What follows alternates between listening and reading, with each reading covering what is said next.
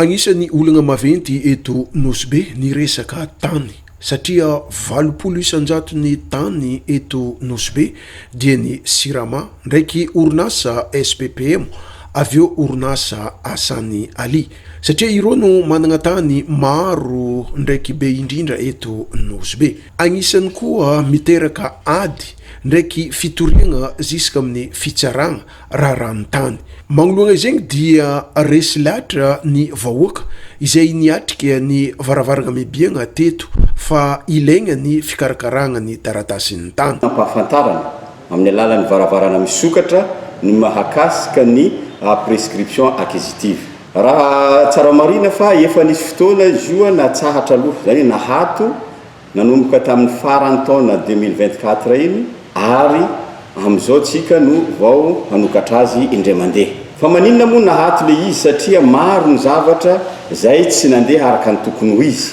Amizao fotoana zao nisy fanatsarana amin'ny alalan'ny décret zay noraisina, décret laharana 441 tamin'ny 2026. Io zany no décret afahana mandrindra indray ny prescription acquisitive zay hisokatra amizao.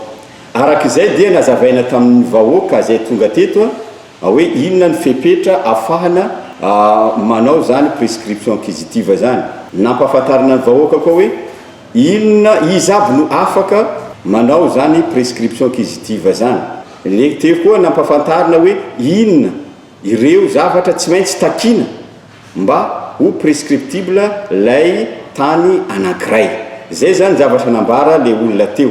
Misy moa ny zavatra somary vaovao ihany nentiny ty décret ty indrindra ny fanaovana reny affichage reny. Zany hoe raha tsika zao zany no hangataka ny tany amin'ny alalan'ny zany prescription acquisitive zany dia misy ny affichage mialohany fidinana. Zany hoe rehefa mivoaka zany le ordonnance mampidina sur terrain dia misy ny affichage any amin'ny commune. De rehefa midina koa vita ny fidinana le PV zay vita tany dia affichena any amin'ny commune ndray koa mandritry ny 30 andro. Zany hoe aloka ny fidinana any an-toerana amin'ny terrain dia misy ny affichage aoriny zay le PV de constatation de mise en valeur iny dia misy koa ny affichage mandritry ny 30 andro ary zay no entina averina amin'ny tribunaly rehefa feno ny fepetra rehetrarehetra afahana mandefa dossier any amin'ny tribunal. Mety personne morale, mety personne physique no tompony le tany. Zay no afaka ny tany afahantsika manao prescription acquisitive. De misy ny tany tsy azo anaovana prescription acquisitive mihitsy, anisan'izany reny tany ataontsika hoe domaine public reny de tsy azo anaovana prescription acquisitive. Ohatra eto amin'ny Nosbe zao misy hoe RFT na reny tany hoe misora ete amin'ny forêt zany hoe tinambolen-kazo reny tany reny de tsy azo anaovana prescription acquisitive zany reny tany reny.